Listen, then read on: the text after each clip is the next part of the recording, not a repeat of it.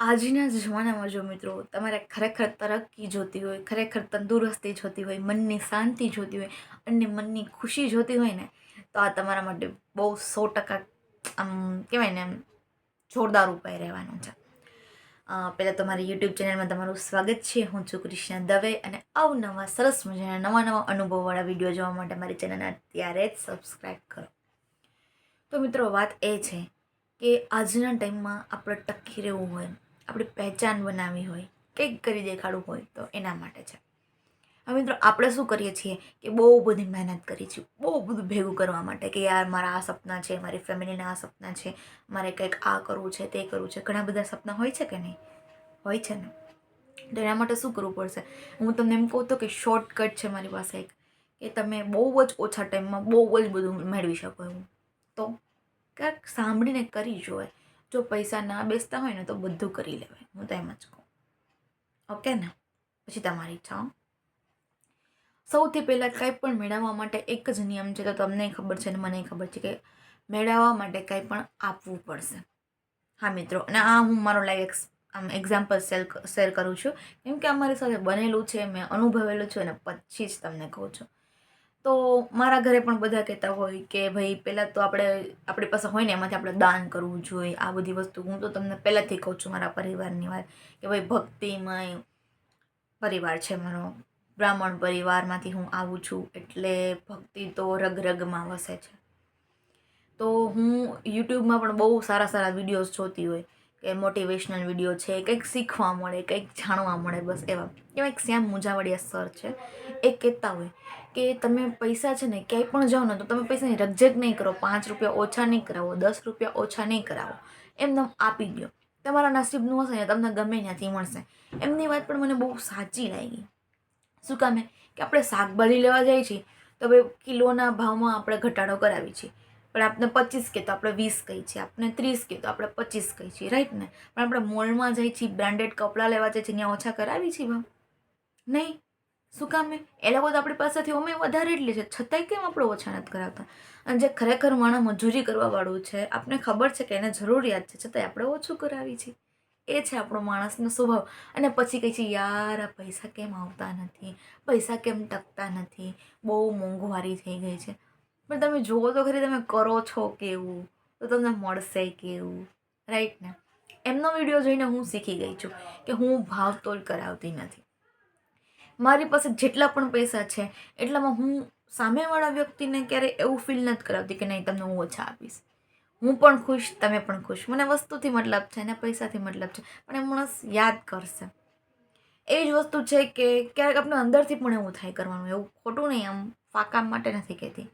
તો મને એ વસ્તુ મેં ગાંઠ બાંધી લીધી કે આપણે ક્યાંય પણ જઈને ક્યારેય પૈસા ઓછા નહીં કરવાના. હા, અમુક વસ્તુ હોય તમને ખબર છે કે એનો 3 ગણો ભાવ કે છે ને તમે ઓછું કરાવો, બાર્ગેનિંગ કરાવો, એ અલગ વસ્તુ છે, પણ બને ને ત્યાં સુધી આપી દેવાના. એટલું તો આપણે હોય જ કેપેબલ કે એટલો તો આપી જ શકતા હોય તો જ આપણે વસ્તુ લેવા જતા હોય. આમ ઓનલાઈન શોપિંગમાં કેટલું બધું ખર્ચી નાખી છે.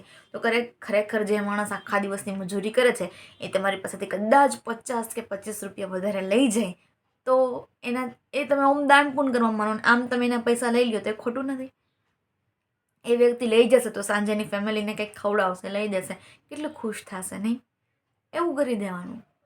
શાકભાજીવાળા હોય, મતલબ જે રેકડી લઈને જે વસ્તુ વેચવાવાળા હોય, એની પાસેથી કંઈક લેવાનું હોય, એને ખુશી આપવાની. તો મતલબ મેં મારો લાઈવ એક્ઝામ્પલ શેર પણ કર્યો છે કે હવે તો એવું બને છે કે હું કોઈ પણ પહેલાં હું એવી જ હતી કે થોડું બાર્ગેનિંગ કરાવતી હતી, કેમ કે આપણે શીખેલા ના હોય ને. પણ હવે હું શીખી ગઈ છું અને તમને પણ શેર કરું છું. તો હું મતલબ મારા ડોક્યુમેન્ટ્સનું ફોર્મ ને બધું ફિલઅપ કરવાનું હતું, તો સાયબર કાફેમાં ગઈ.